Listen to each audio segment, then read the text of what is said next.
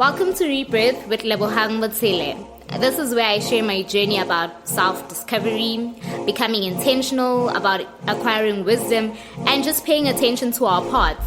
Because I feel like if we pay attention to where we come from, we're at a better chance of connecting our dots and finding our purpose in life.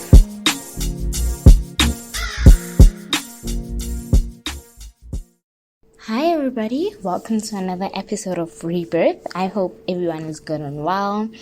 And I just hope you've been enjoying the previous uploads that I have. And today I'd like to talk about sort of like 3 topics, but we'll just merge them together. So it has been on my heart lately. Why do we pray? You know, it's easy to be praying when you've got like a specific problem that just won't go away and you're praying every day. Actually, being into this prayer ministry where I've just dedicated my life that I'm going to be praying, like that's one of the ministry that I think I'm meant to serve in. Like, either I pray for my friends, I pray for myself. Like, I literally want to be found in prayer at Jesus' feet. It's funny, we've even called it feet veil with my friends. So I really just want to be found at Jesus' feet at all the time, just praying and worshiping and so forth. So now, it came to me about a week or so ago that now, why do we want to pray every day? You know, as I just said, it's easy when you've got a problem and you're praying over it. And then some days it's also easy when you are grateful, when a prayer has been answered, to go into prayer mode and just be like, God, I thank you. It's easy when there's a reason. But what keeps you consistent in prayer? What keeps you consistent in prayer? And that was where my heart was led to just really think about it, just dive into it a bit. And I wrote a few notes that I'm going to try and read.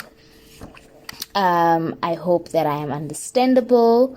So that one of my notes that I wrote was that we pray daily to submit our demons to God before we go out and attack other people.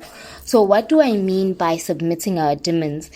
I feel like we don't address our toxic traits. You know, I've spoken about this on one of my podcasts, but we don't address how bad of people we are before we go out and say, oh my gosh, she's a bad person, he's a bad person, or he's attacking whatnot. So one of the demons that I put down was pride, ego, gossip. You know, these are things that are living in us. So we pray so that we may kill. I pray every morning so that I can kill the flesh, so that I can say, God, if I'm going to be gossiping about someone today, cut it off. Like, if I'm going to be bad towards someone today, cut it off. Basically, I'm dealing with myself before I go and interact with anyone out there, because I don't want to go and bleed over people. God, if today I'm not healed about something, please heal me right now while I am kneeling before you, before I go and interact with other people and now hurt them, because I am hurt. Because I always say this, hurt people hurt and broken people break other people. So you always have to remember. So that is why necessarily I pray every morning. It is, sometimes you don't even have a grocery list, as some people call it, the prayer points, which I put this in inverted commas, a grocery list. Sometimes you don't know what to pray for, but when you just go to God and say, God, deal with my character today. I do not know who I'm going to encounter. I do not know who I'm going to hurt. I do not know which new person are you bringing into my life today, and just help me be a blessing instead of a curse to that person. Because all of us, guys, believe it or not, we all have our days. So I necessarily pray so that I don't have bad days, or I don't become bad towards other people. And so I also had noted a point that why does God answer our prayers? Because I think a lot of us, we dwell on this thing.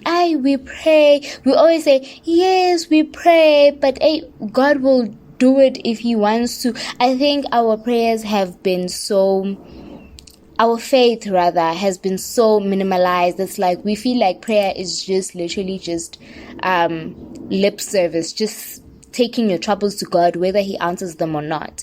But when you pray with faith, with great amount of faith that God is actually going to answer it, he answers it, because he also says it in his word that I will answer for my name's sake. Because remember, when you trust your mother or father, that they will definitely, if I call my mom and tell her that I'm hungry, she will definitely make a plan for me. So that is how God treats us as his children. He wants us to have that confidence in him and say, you know what, if I take this to God, I know that he will make a plan for me. He's going to make a way where there is no way for me, because he has done it before. That is why we trust our parents, because they've been there for you before.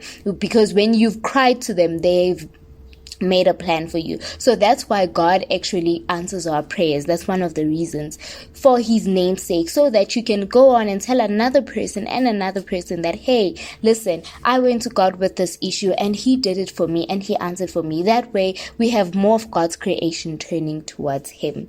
And then in your sense also, it will also make people come back to you and be like, hey, what's this God thing that you are on about? Because I see that it works for you. Because really, us as humans, whether we like it or not, we always want what works. We always want what works.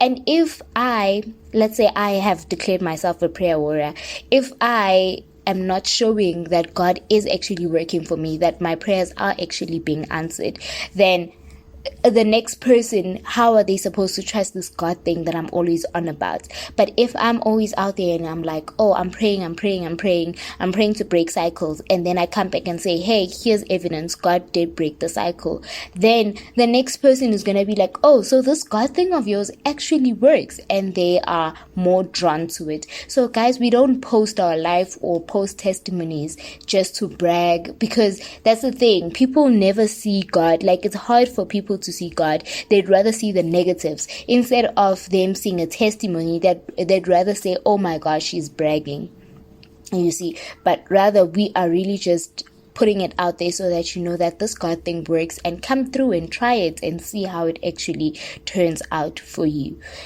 So another thing that I wanted, another topic that I wanted to get into is the posture of your heart. What is the posture of your heart? This actually links perfectly to how I'm talking about us posting testimonies and us posting our answered prayers. What is the posture of your heart? Number one, when you pray for that particular thing, you're praying for a job. What is the position of your heart about having a job? Is it upright? Do you want a job because you want to glorify God, or do you want a job because you just want to, I don't know, spite someone or something like that? Just remember that whatever that it is that you ask from God, he is going to first check the position of your heart about it.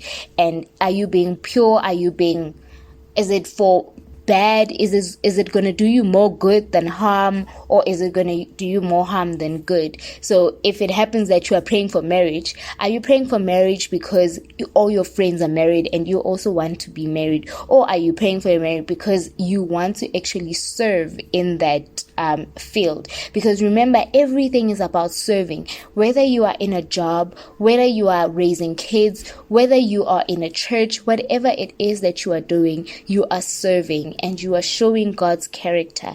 This is why God comes to each of us in a different way. If he's going to make you be at a position where you are literally just praying for a job and you can't find a job, God is trying to create a character in you that is going to sympathize with people that have been praying for jobs for years. That is why he takes so much time to answer to you, so that he can teach you the sympathy that you should have for people that will be in the same position, so that you don't, because when you're praying for something just because someone else has it, when you realize that it's really hard to get it, it's easy to give up. But when you're praying for it because it's really in your heart and that is really what you want for your life, then you are going to take all the lessons. Whether it takes you 2 years for that prayer to be answered or 5 years, you will still be sitting at God's feet, that saying that, God, I trust you for this. And when you see other people getting it, you won't go back to God and say, but everyone else is having it, why aren't you giving it to me?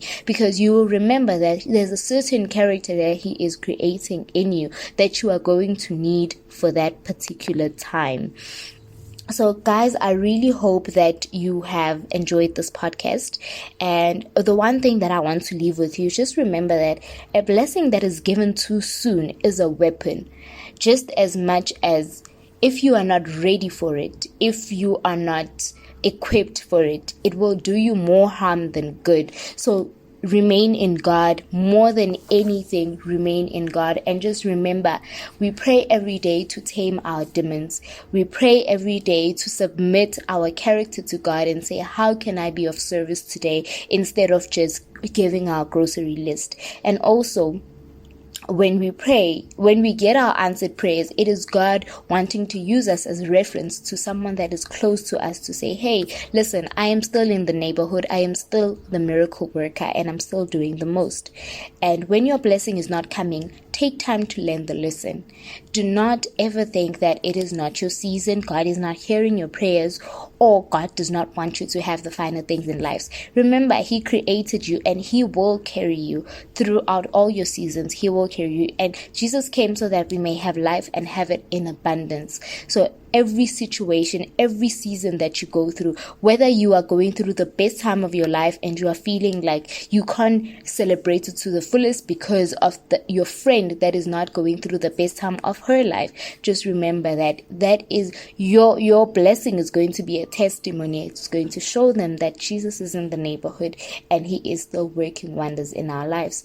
And my verse for today is, in everything give thanks. Give thanks in everything, for this is the will of God in Jesus Christ for you. And that is on 1 Thessalonians, oh my God, forgive me, 1 Thessalonians 5 verse 18. I've also taken the initiative to read a verse a day, just to grow myself, just to tame my demons. Guys, more than anything, remember that we are not perfect. It is easy to point fingers at other people and say, the weapons formed against me and so forth. Sometimes you are the weapon that is formed against you. Your mind. Remember, the word of God says, be ye transformed by the renewing of your mind. So your mind needs to be constantly alert that, God, what am I paying attention to? God, what is filling this mind? Because everything that fills the mind will manifest in the physical. Love and light, guys. Love and light. Thank you for listening today.